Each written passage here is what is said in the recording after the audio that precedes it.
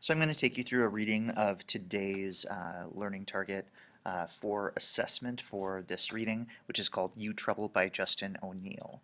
So I'll read through it once, and then you can play through it back at your own need. I will not be talking through the questions since this is an assessment, but hopefully having it read aloud for you in addition to what I'll do in class will help you with this assessment. So here we go.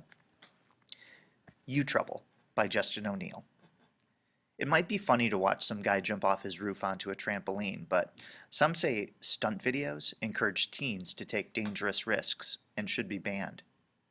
In 2009, a 15-year-old boy decided to become famous. His plan was to soak a basketball in gasoline, set it on fire, and sink a perfect three-pointer. He would film the glorious scene and post the video on YouTube. He dreamed of being an internet celebrity. Unfortunately, the plan didn't quite work out as he imagined. As he took his shot, his clothing burst into flames. He was rushed to the hospital with second and third-degree burns on his chest and legs. He survived, but he'll have the scars forever. No pain, no gain. YouTube hosts countless clips of people, many of them young teens, attempting wild, dangerous, and downright stupid stunts. Many of the videos are inspired by shows like Wipeout or Fear Factor, and they cover pretty much any risky activity you can imagine. Playing with fire, surfing on top of moving cars, soaring off flimsy homemade ramps on bikes and skateboards, shooting people point blank with paintball guns. Stunt videos on YouTube get millions of hits, but according to some experts, they are far from harmless entertainment. These experts say that by hosting such videos, YouTube encourages young viewers to take potentially deadly risks. Research by the Centers for Disease Control and Prevention shows that more than 180,000 Americans die from accidental injuries each year. That works out to be one person every 3 minutes. More than 14,000 of them are under the age of 19. Is YouTube to blame? Laughing at violence. Daredevils, from the human cannonballs of the 1800s to legendary stuntman Evel Knievel to Johnny Knoxville, are nothing new. People have always found it entertaining to watch others attempt risky things, and also, sometimes, to watch them fail. Audiences love to see a good wipeout or blow-up, at least as long as it's not too serious. In fact, viewers often shriek with laughter at stunts gone wrong. Laughter may seem like an odd reaction to violence, but, says family therapist Claire Mellenthin, our tendency to laugh at people getting hurt goes back in human history for centuries. She believes that such laughter is a defense mechanism, that is a way of coping with disturbing situations. Even little babies laugh when they see people fall down, she says. Some of the earliest Greek comedies featured characters falling off the stage, being chased by wild animals, or smacking into walls. And now, in the age of the internet, anyone with a camera and a YouTube account can create this kind of entertainment. YouTube provides access to an audience of millions. Many of those viewers, particularly teenage viewers, are inspired by what they see and eager to try it for themselves. YouTube has taken the one-upsmanship to playing in the neighborhood to the global level, says Mellenthin. The peer pressure is greatly increased because now we can see what others are doing literally around the world. Don't blame me, blame my brain.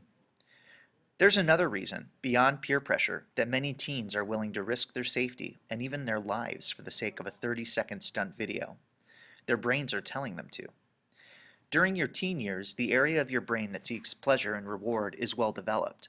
However, the area of your brain that controls judgment, the prefrontal cortex, is not. This fact, combined with the hormones that are surging through your body and your natural desire for new experiences, can lead to serious risk-taking. The voice in your head that tells you to do something exciting is a lot louder than the one that tells you why you shouldn't. But this doesn't mean that risk-taking teens aren't thinking. Often, they can see quite clearly how dangerous a certain activity is. They just do it anyway. A lot of teens' risk-taking is not impulsive, says Valerie Reyna, a psychology professor at Cornell University. After carefully considering a risk, teens are likely to decide it's worth it for the thrill. Adults are more likely to skip this weighing of pros and cons and automatically rule out high-risk activities. It's true that the odds of being killed while leaping from your bedroom window into your swimming pool may be relatively small, but there's a problem with this logic that most teens don't quite get. That is, no matter how small the risk, the worst possible thing can happen to you. And as Raina says, when trying something new, it only takes once to be killed. Not worth it. Fully developed brains or no, Raina believes teens do have the ability to take precautions and behave sensibly. Most know that no matter how exciting or hilarious something they saw in a video might be, they shouldn't do it if it's obviously dangerous. Defender of YouTube's right to display stunt videos argue that it's not YouTube's responsibility to censor its content. Instead, they say, it's parents who must ensure that their teenage kids are behaving safely and responsibly. It's not as if YouTube isn't making an effort, though. According to its official community guidelines, the site draws the line at content that's intended to encourage dangerous, illegal activities that may have an inherent risk of serious physical harm or death. YouTube staff members comb through the website 24 hours a day looking for videos that violate their policies, but are they doing enough? Whether or not you believe YouTube should have stricter rules, here's a piece of advice. Never light a basketball on fire. That's just stupid. So there you go. That is the reading. You'll notice that on this next page you've got a rough draft for your informational text map.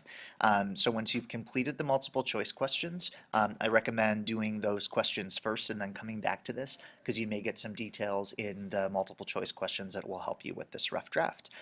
This is the same way that you've seen things, and then don't forget, of course, to transfer the details that you have on this into your assessment on Schoology. Thanks, best of luck, and feel free to ask me any questions while you're working on the test.